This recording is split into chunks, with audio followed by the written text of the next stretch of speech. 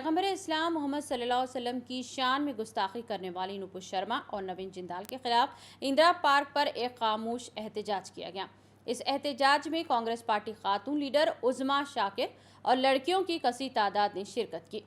उज़मा शाकिर ने बात करते हुए कहा कि नुपुर शर्मा और नवीन जिंदाल ने अपने रिमार्क्स के जरिए हिंदुस्तान की पुरअमन फिजा को बिगाड़ने की कोशिश की है। उन्होंने कहा कि जब से मुल्क में बीजेपी हुकूमत आई है उस वक्त से मुल्क के हालात खराब हैं।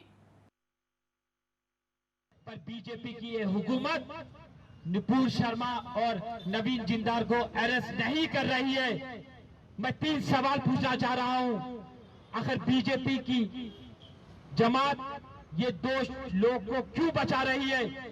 आखिर जावेद अहमद के घर पर बुलडोजर क्यों चलाया गया? आखिर मुदस्सिर को गोली किसने मारा?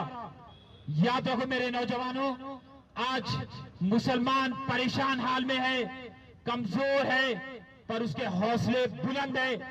वो हर चीज बर्दाश्त कर सकता है, अपनी आल औलाद को कुर्बान कर सकता है, अपने खानदान को कुर्बान कर सकता है, अपनी जान को कुर्बान कर सकता है, अपनी माल को कुर्बान कर सकता है, ये सारी दुनिया को कुर्बान कर सकता है।